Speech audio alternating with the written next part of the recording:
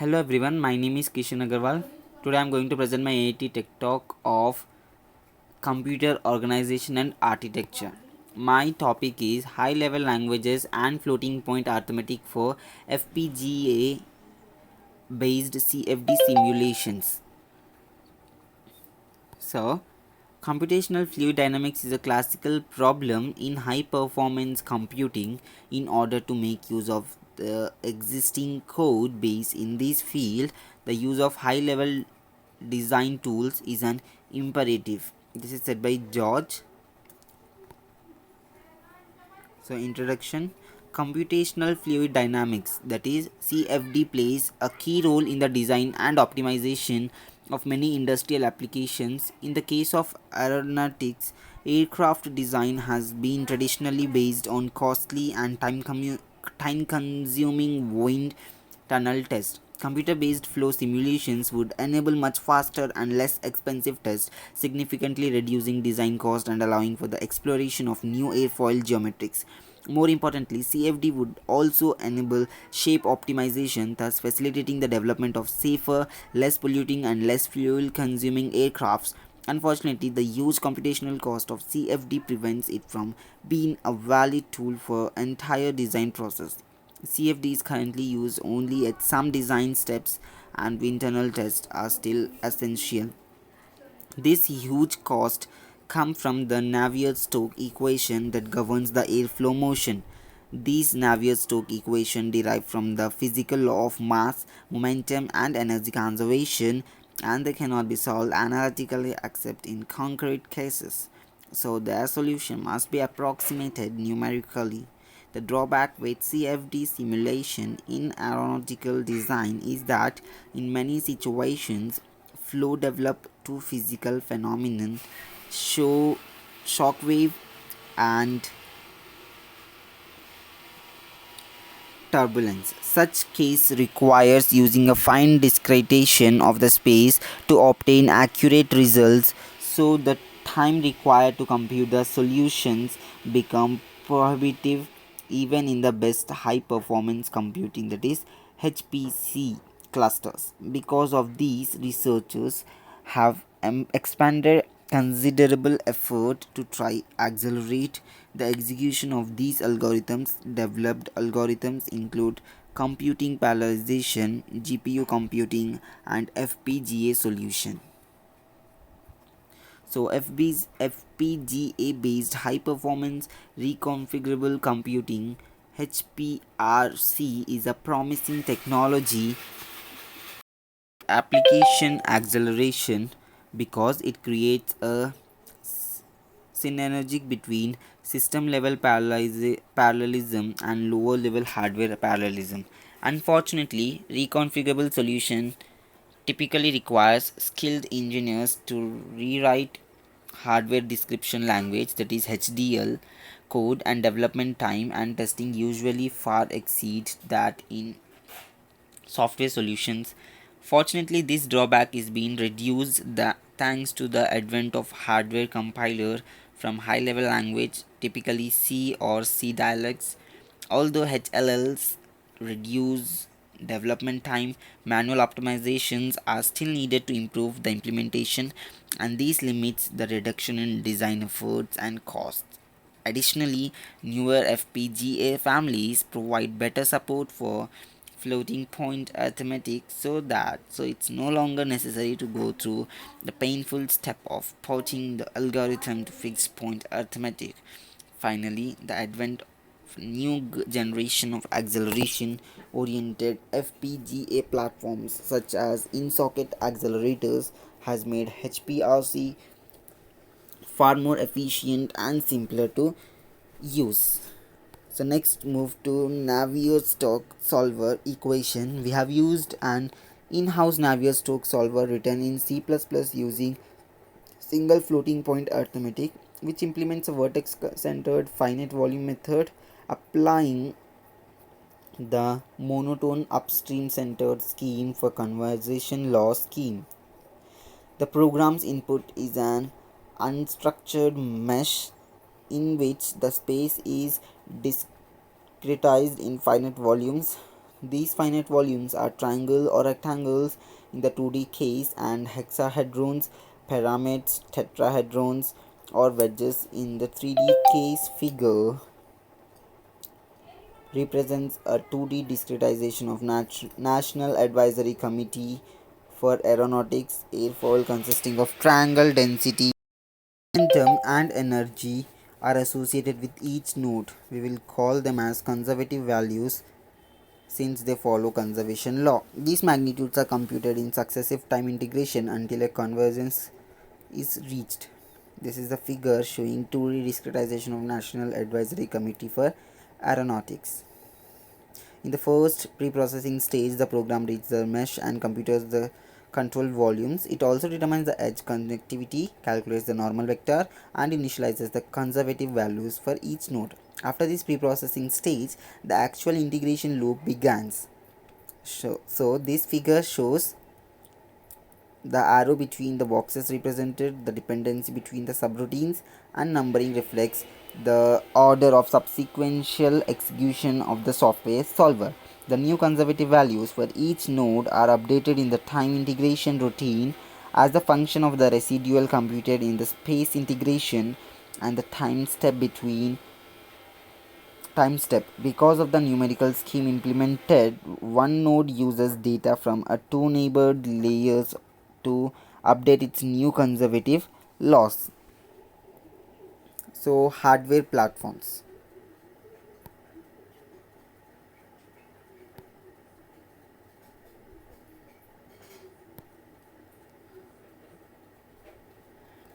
The development system is a workstation with a dual Xenon motherboard populated with one Intel Xenon quad core processor and one extreme data in socket accelerator. Installed in the second processor socket, uses the motherboard existing CPU infrastructure to create a full-featured environment for FPGA co-processing. The high bandwidth, low latency front-side bus link between the coprocessor modules and the Intel. Next is hardware development methodology using HLLs. Scientific computing algorithms are mainly written with floating point arithmetic in C, C++, or Fortran. However, the traditional approach for FPGA design is based on fixed point arithmetic and HDLs such as VHDL or Verilog. Using the traditional approach, algorithm acceleration in an HPRC system requires a huge effort. Analyze the dynamics range of variables to transform floating to fixed point arithmetic, manually schedule arithmetic operations, create finite state automata to control the execution of operations, and so forth. Additionally, validation and debug is especially difficult, making this methodology suitable only for very stable codes. This is a serious drawback for algorithms that are continuously evolving because of new scientific knowledge.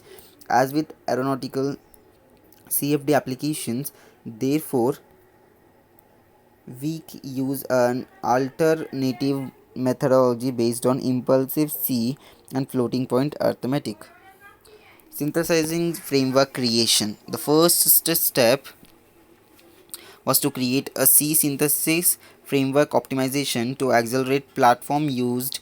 We choose Impulsive C because it is the only tool that supports our module.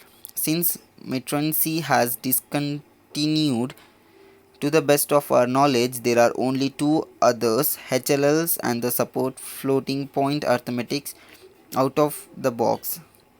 Actually, we found that floating points core originally provides by Impulse C and Alter are deeply pipelined, featured a high clock frequently, but the cost increased and area is also increased. This is the latency and area of floating point operation. Next is the hardware software partitioning and solver code adaptation. The second step was to perform hardware software partitioning and adapt the original solver code to Impulse C. We began the profiling the code to find computational bottleneck. This profiling along with an analysis of the data flow, let us decide which portion of the code to execute in the FPGA. Most HDL compilers, including Impulse C, are based on the process stream model of computation derived from the concurrent sequential process CSP. In this computation model, data flow from one process to other through streams. Synchronization is automatically resolved because process run only when there is a data available in their input stream. In a well modularized C or C++ program, the rule of thumb is to map each C++ function to one process, although it's always desirable to examine the code and find parallel tasks within a function which can be separated into concurrent processes.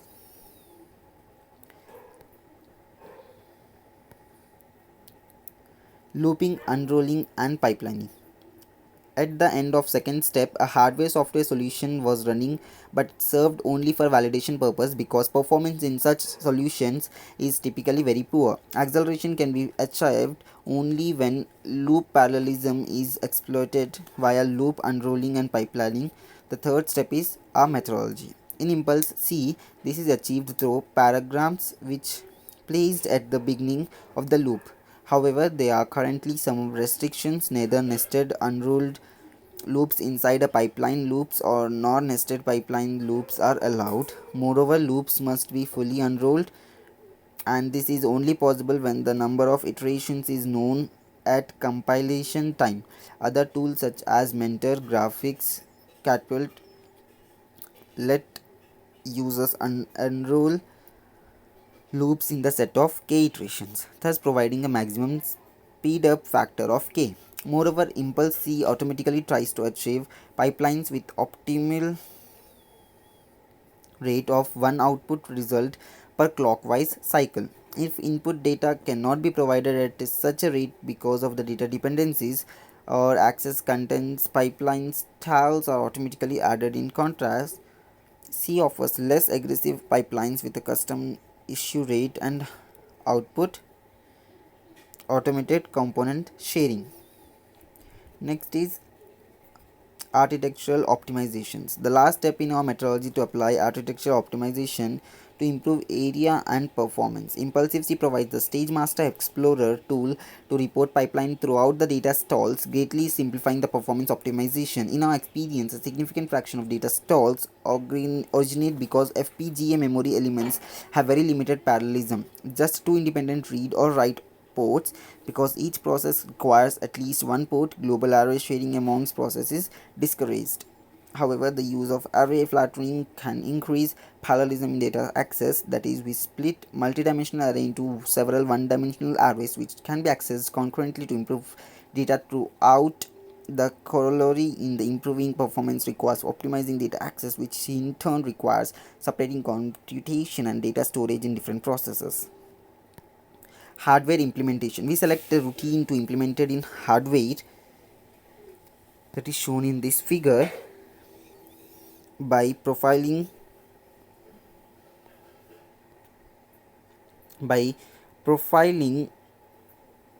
code were straightforward and related chiefly in the process stream programming and methodology described earlier.